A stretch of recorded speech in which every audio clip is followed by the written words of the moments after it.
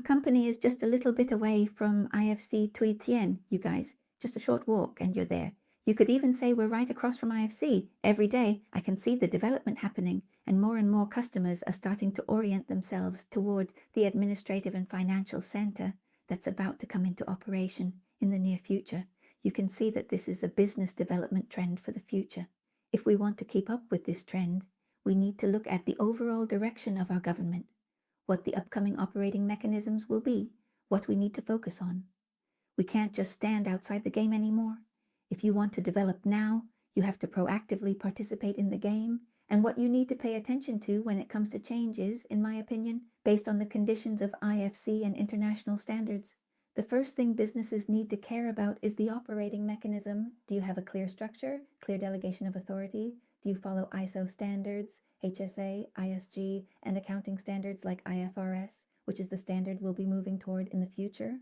The second thing is compliance, meaning legal compliance.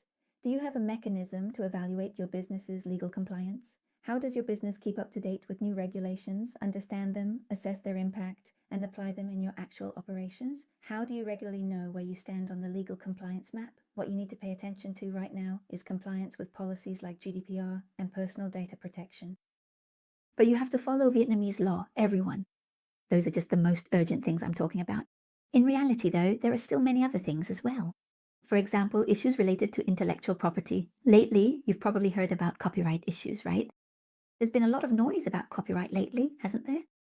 Then there are lawsuits over domain names, trademark disputes. These are all matters related to industrial property and intellectual property that businesses are required to pay attention to and have a strategy for in order to protect their brand and guide the development of their brand in the future. Because protecting intellectual property is an international commitment that is only getting stricter, not looser. So that's a global development trend, and intellectual property assets are among the most valuable assets of a business, so they will be protected. Besides that, you can also see there are other things, such as risk control, etc., and so on. You can see it, but these things will require more time, and you don't necessarily have to prioritize them right now. What you need to prioritize are the things I just mentioned. Today, I just wanted to share a few pieces of information like that with you so that we can get a sense of the development direction, what's happening, and know where we need to go in the coming time, and what we need to do to align with the flow of the times and the direction of the environment we're currently in.